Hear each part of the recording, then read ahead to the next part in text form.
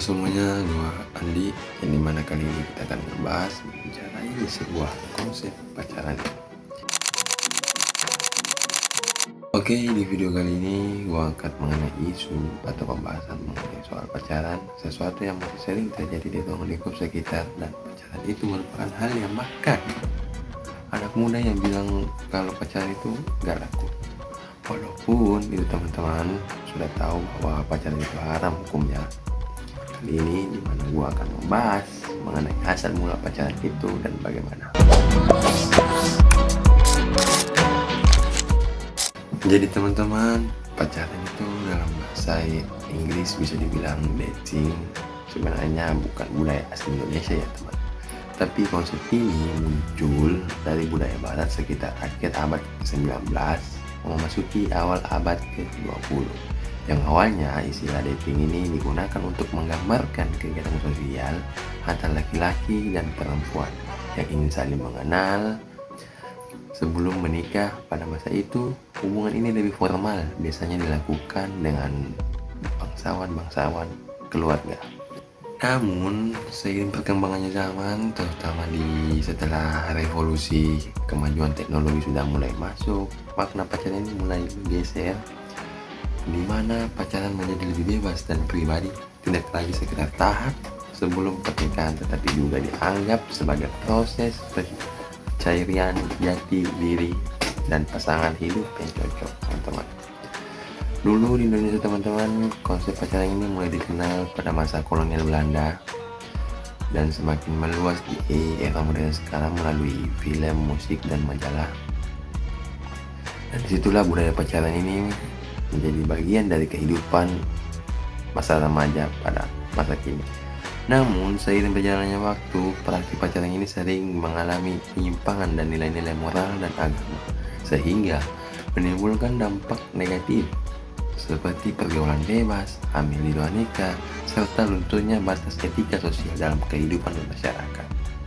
Dan demikian, sejarah pacaran itu menunjukkan bahwa bukanlah bagian dari budaya asli Indonesia maupun ajaran-ajaran agama, tapi melainkan pacaran ini merupakan hasil adopsi budaya luar yang perlu dikaji secara bijak agar tidak bertentangan dengan nilai-nilai agama, moral, dan budaya di timur, teman-teman.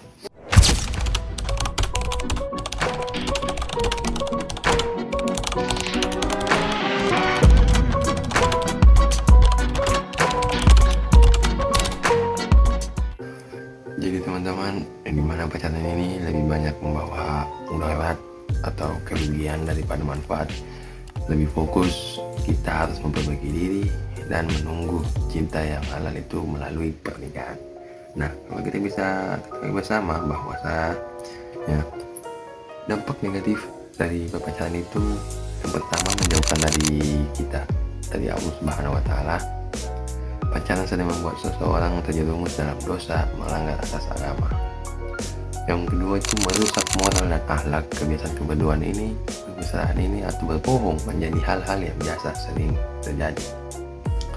Yang ketiga, menurunkan prestasi belajar, yang mana waktu dan pikiran kita itu tersia-sia dan berpasangan bukan untuk hal-hal yang bermanfaat seperti belajar, teman-teman.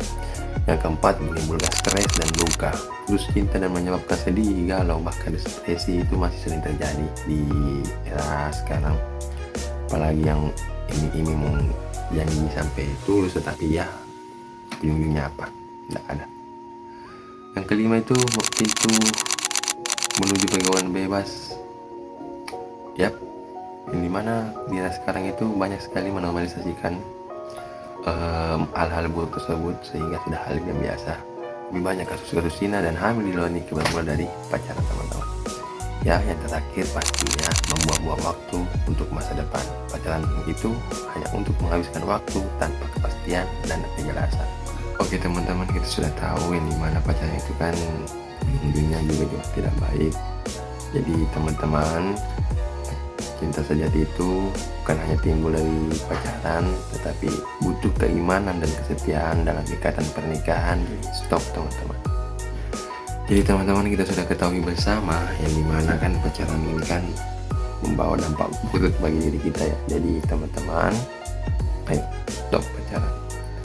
Baik, kalian pernah bilang pikiran melahirkan sebuah tindakan, tindakan melahirkan sebuah kebiasaan, dan kebiasaan melahirkan sebuah karakter, dan karakter itu bisa menciptakan nasib. Artinya apa? Ketika kita memulai pikiran kita dengan hal-hal yang positif, maka otomatis itulah karakter yang kita bisa bawa ke masa depan. Jadi ayo. So, mungkin cukup video kali ini. Gua Andi pamit undur diri dan sampai jumpa di video edukasi lainnya. Bye bye.